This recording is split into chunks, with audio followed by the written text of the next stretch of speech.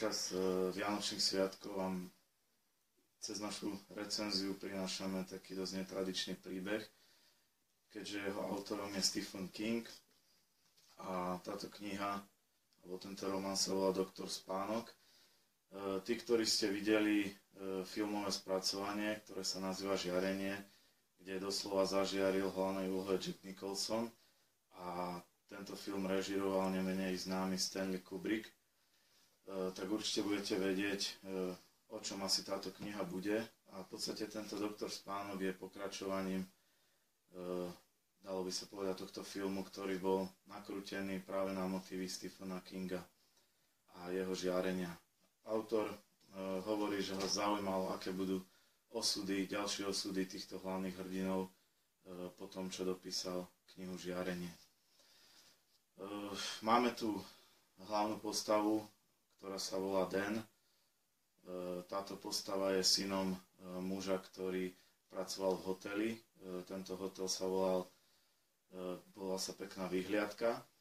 No a v tomto hoteli vlastne tragicky zahynul jeho otec. Malý Dan v podstate žil zase so svojou matkou, presťahovali sa inám.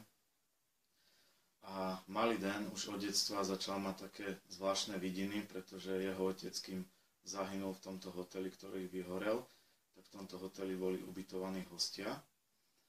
A on vlastne počas noci videl duchov práve týchto hostí, ktorí v hoteli zhoreli. Malý Dan sa nevie s týmto vysporiadať, v podstate tieto nočné mory ho prenasledujú celé detstvo.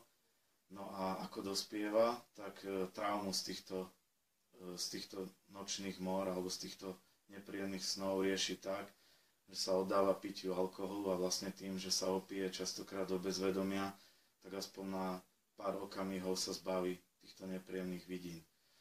Dan je v podstate nadaný chalan, študuje na škole, je dobrý v športe, takže okrem týchto nočných mor, ktoré ho prenasledujú, nemá vlastne žiadne problémy. Keď však dospieva, tento alkohol mu ako si prerastá cez hlavu, stane sa to, že príde do nejakého podniku, vyprovokuje nejaký konflikt a dojde k nejakej potyčke a Dan sa v podstate ako keby stále viac a viac zamotáva do problémov. Nastane jeden veľký zlom, stane sa to, že Dan sa opije s jednou mladou ženou, ktorá má aj malého chlapčeka.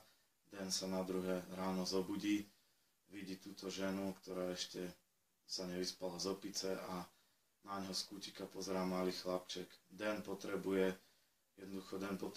nejakým spôsobom peniaze na to, aby prežil a má na výber dve možnosti. Buď zoberie žene peniaze v hotovosti, ktoré ukrýva v kabelke, alebo zoberie kokain.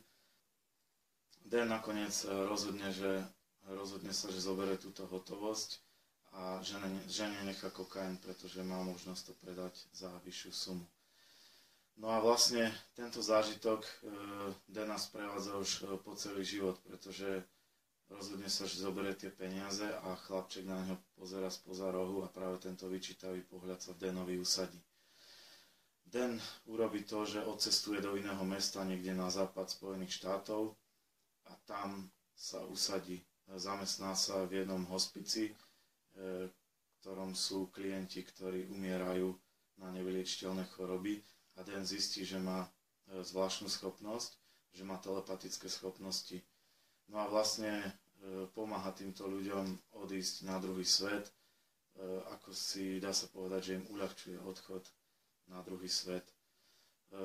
Pomocou týmito telepatickými schopnosťami sa spojí s maličkým dievčatkom, ktoré sa volá Abra. Toto dievčatko má rovnaké telepatické schopnosti, ako má Dan, s tým rozdielom, že ona ich má ešte niekoľkonásobne silnejšie. Dan zistí, že toto malé dievčatko začínajú prenasledovať ľudia, taká tajomná partia, Pravý úzol sa nazýva táto partia. A vlastne tento pravý úzol sú niečo ako upíry, ktorí sa snažia vysávať z ľudí, ktorí majú nejaké zvláštne schopnosti, energiu.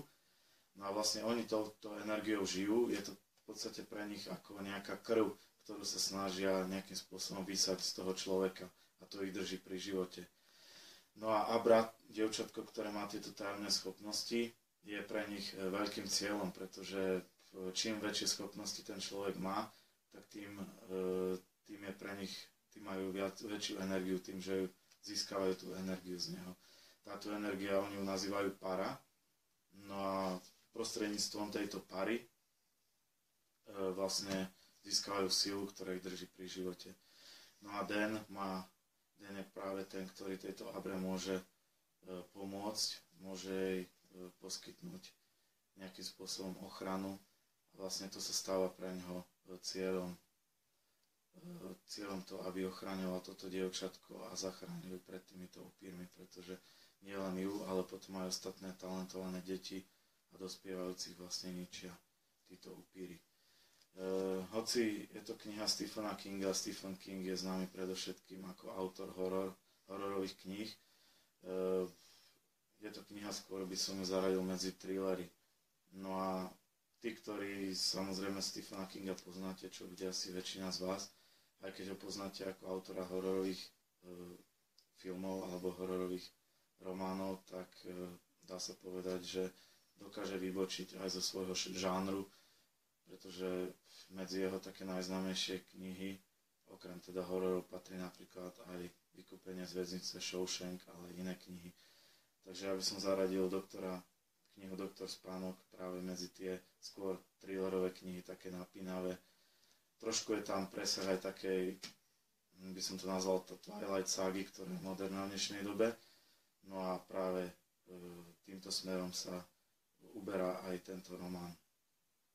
Je to, podľa mňa, keď je to hrubá kniha, tak je to určite zaujímavé čítanie, aj keď netreba od toho čakať zase nejaké hlboké filozofické dielo, ale v každom prípade číta sa to dobre, je to napínavé, dramatické a postavy sú spracované typicky kingovsky, čiže veľmi sympaticky a presvedčivo.